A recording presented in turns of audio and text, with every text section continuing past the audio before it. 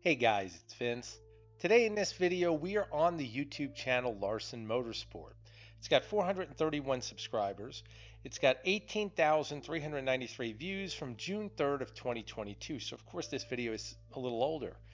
The title of the video is Build Your Own Larson Hobby CNC Plasma Cutter for under $200. Now what's interesting, if many of you have watched my channel at all, you realize that there's been a plethora of guys that are claiming to build ridiculously cheap plasma cutters.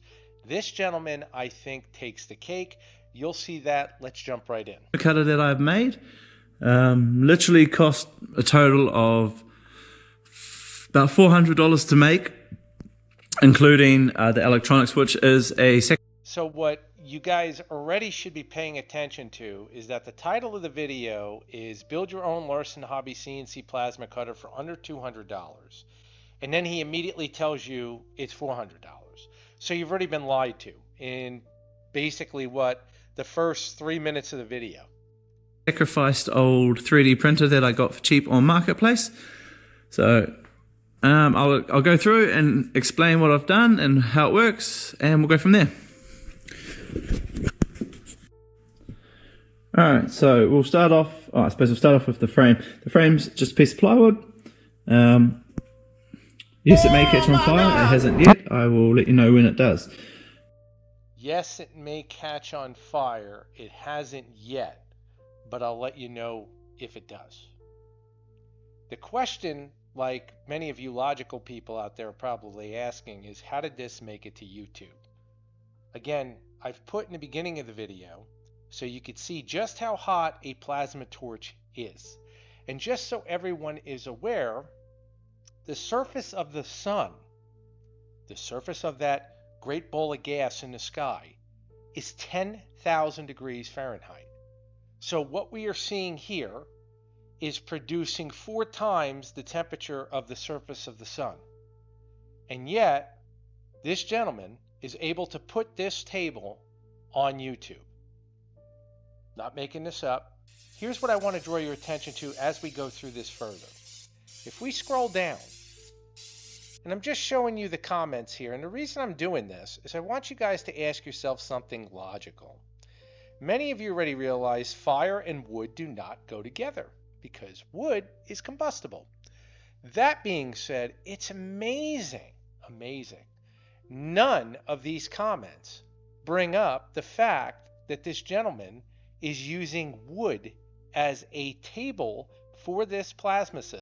Hey guys, jump over to eDealers Direct Automation and check out my eBay store for the components used to make what you see in this video, as well as many others that you may not even realize you need. Of course, I'm always there if you have questions. Message me and I'll get back to you as soon as possible. And of course, I do custom engineering as well as consultations. Thank you for watching this video and your support. Take care. And yet, the safety involved with that is absolutely terrifying. Is that real? Do you believe that? I'm just asking all of you. Exactly. I 3D printed these ends. I suppose I 3D printed these ends here as well. I brought a piece of aluminium tube from Bunnings. It was, what was that? That was $15 for a 1 meter length. So I got, 4 of those. 3D printed these ends here. These are not the first ends I made. Now, many of you can see here, this goes well beyond that of someone just assembling a chassis. The thought process involved is no longer creative in my eyes. This is just a disregard for safety. The other variable here I want you to think about, and this is why I did this video primarily. Do you see similarities? Do you notice anything here other than the fact of the date? Could it be that some of these content creators have found this video and built upon what they're seeing? Made. Question. The first ends I made didn't work, so this is version 2, I suppose. So these slide not at all at the moment because the plasma cutter is hitting the table for some reason. So I'll sort that out in a minute. But So let's go over exactly what you're seeing here. This gentleman is using the structure and the brains of a 3D printer to, once again, attempt, and I'm using the word attempt, to carelessly assemble a CNC plasma system. This is beyond scary.